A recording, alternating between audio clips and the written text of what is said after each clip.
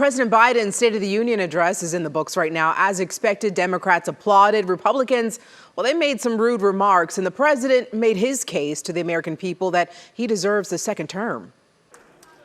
Mr. Speaker, the President of the United States. President Biden wasting no time beginning his State of the Union speech by discussing the fight for democracy, going after Donald Trump, yet never mentioning him by name. My predecessor and some of you here seek to bury the truth about January 6th. I will not do that. You can't love your country only when you win.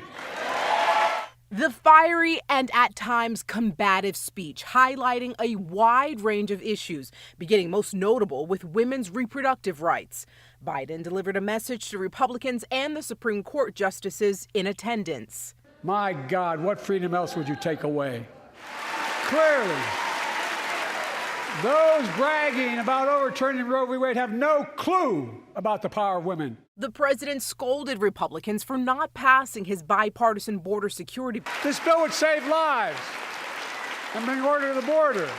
He announced an emergency military mission to build a port in Gaza, delivering food, water, medicine, and shelter.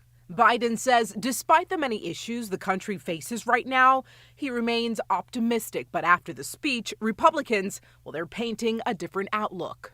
The country we know and love seems to be slipping away, and it feels like the next generation will have fewer opportunities and less freedoms than we did. Listen, we saw several people from Texas in the chamber last night putting a face to some of these issues. Senator Ted Cruz brought Sheriff Danny Dominguez here from one of our border counties to highlight the migrant crisis. Representative Colin Allred is running against Cruz in November. Now, he invited Austin Dennard, a doctor from Dallas, who was forced to travel out of the state for an abortion. And then there's Congresswoman Jasmine Crockett invited Carla Gates, the widow of a postal worker who collapsed on his route in Dallas last summer. One of the hottest days of the year. Now, First Lady Jill Biden invited a teenager from Uvalde to sit in her box. That's Jasmine Carzaz. Now, she became a gun control activist after her little sister Jackie was killed at Robb Elementary School. Dia?